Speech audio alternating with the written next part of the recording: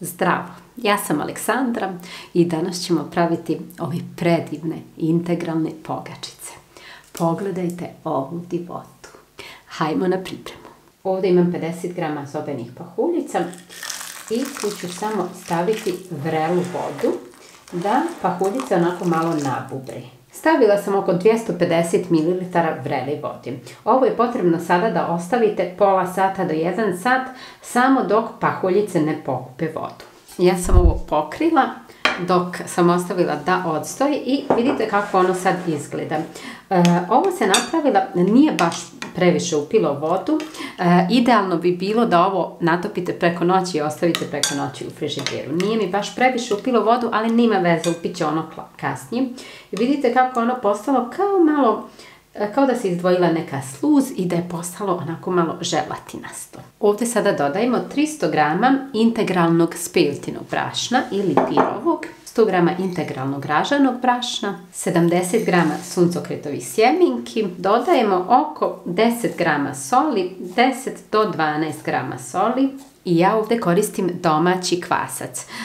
Recept za domaći kvasac imate na mom kanalu i ovdje ću iskoristiti možda oko 70-80 g domaćeg kvasca. Ne morate biti nešto pretjerano precizni.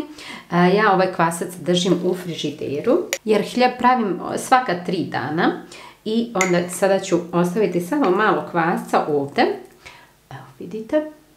I to ću prehraniti, a ostatak koristim za miješanje hljeba. Ako nemate domaći kvasac, možete slobodno koristiti suhi kvasac i umjesto ove količine domaćeg kvasca koristite 5 g suhog kvasca. Suhi kvasac je potrebno da rastopite u toploj vodi prije dodavanja u ovo tijesto. Sada, količina vode koju ovdje stavite zavisi od toga koliko ste vode stavili u zobene pahuljice i koliko su vam zobene pahuljice upile vodu. To vam ne mogu, iako ja volim da dajem zaista tačne mjere, u ovom slučaju vam to ne mogu reći, već sami morate vidjeti otprilike kako tijesto trebate dobiti. Znači, tijesto ne smije biti ni previše meko, ani previše čvrsto. Pošto stavljamo malo kvasca, potrebno je da ostavite ovo tijesto da duže nadolazi. Naravno, vi možete staviti ovdje sada paketić kvasca, to je 7 g kvasca, ali tijesto je uvijek bolje što duže nadolazi.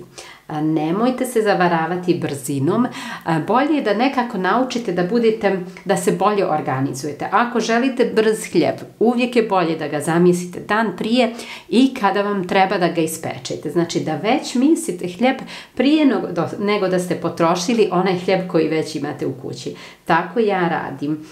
Znači, morate znati da sve što je brzo ne baš sve što je brzo nije dobro, ali skoro sve što je brzo nije baš dobro. Zbog toga vas molim da se naviknete, da stvorite tu naviku da mijesite hljeb dan prije. Sada, ja ću ovo ostaviti nekoliko sati na sobnoj temperaturi, možda neka 4 sata, a i vi trebate to da uradite, bilo da koristite domaći kvasac, bilo da koristite malu količinu suhog kvasca. Znači, tijesto vam neće brzo nadoći ako stavite 5 g suhog kvasca na ovu količinu brašna.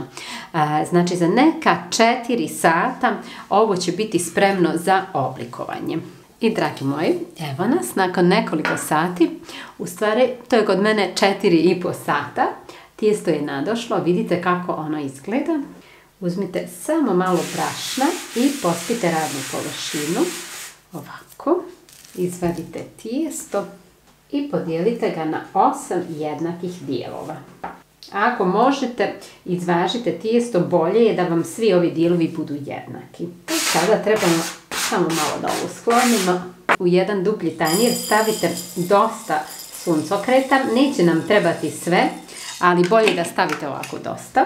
Uzmite jednu tacnu. Ovo možete raditi i na radnoj površini, ali meni je baš zgodno da radim to sve na ovoj tacni. Jednostavno za nju se ništa ne lijepi i jednostavno je praktično. Uzmite i pokvasite tacnu malo vodom. Recimo, ovo je malo teže da radite na drvetu i također pokvasite i vaše ruke vodom.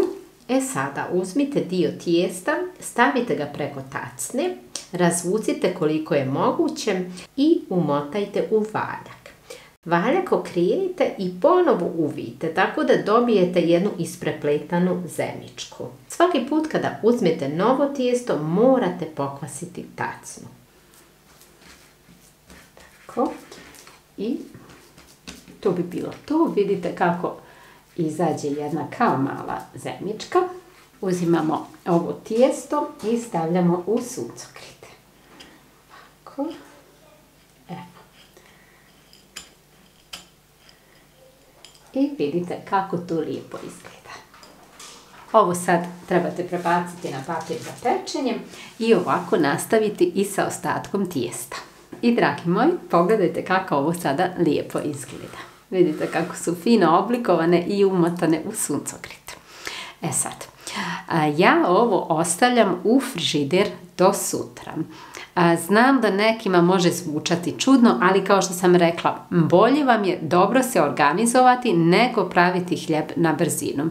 I znajte, na mom kanalu imate mnogo recepata za hljeb koji se pravi, ne znam, za 1 sat, za 2 sata, ali vam uvijek savjetujem da hljeb uvijek mijesite dan prije i oblikujete dan prije, a da ga pečete tek sljedeći dan. Tako ja radim za svoju porodicu i tu i vama savjetujem. Ja ću ovo sada staviti u jednu veliku vrećicu. Ovo mi je najpraktičnije. Možete naravno ovo pokriti folijom, ali meni je ovako najpraktičnije, tako da mi se ovo tijesto ne isuši. Zašto hljeb uvijek mijesim dan prije? Napisat ću vam na web stranici, u stvari već je napisano, ali napisat ću vam i ispod ovog recepta na mojoj web stranici. I mi se vidimo sutra ujutro kada je vrijeme da pečemo ove fine hljebčiće. Sljedeće jutro izvadite tepsiju iz vrećice i pogačice izgledaju ovako. Prelijepo su nadošle. Ovo sada pecite na 190 stepeni oko 40 minuta, zavisno od pećnice. I dragi moji, pogledajte ovu divotu. Pogledajte kako ovo divno izgleda. Ne znam, ja ne mogu prestati da se divim. Pogledajte ovo. Vidite kako je lijepo. Divota. Za mene je ovaj hljeb, ovi hljebčići, naravno ovo možete praviti i u drugom obliku, ne morate ovako praviti male pogačice, ali za mene je ovo nešto predivno, predivno. Ako me pratite na Instagramu, znate koliko puta sam objavila ove pogačice, znate koliko puta sam vam rekla da ih morate napraviti, ali zato što sam ja toliko dosadna, zato što to stvarno mislim. Mislim, uvijek bih vama savjetovala ono što radim za svoju porodicu i što radim u svojoj kući. Ovo je divno, zato što je hrskavo. Mislim, ovo možete praviti i u obliku hljeba. Ja nekad pravim u obliku hljeba, ali problem je što svi volimo okrajke. Tako da, ako pravite ovako posebne pogačice, onda definitivno ima više okrajaka. Lijepo ću vam poredati da vidite kako je to unutra. Vidite kako je fino. Da probam.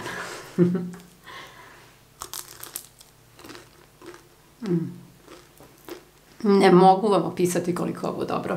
Znate, kad ujutro djeci prije vrtića i škole ispečem ovaj hljeb, zato što ga uvijek navečer mijesim, to je dan prije mijesim, i onda prije nego da one ustanu, ja fino ispečem hljeb, cijela kuća miriše, one ustanu, i znate da samo osjećam ovako, pitam hoće li da nešto namažem, one kažu, ma ne treba ništa, toliko je ukusno, toliko ovi sjemenke suncokreta okolo daju takav fin ukus. I mnogo mi je drago što sam djecu navikla na ovaj hljeb.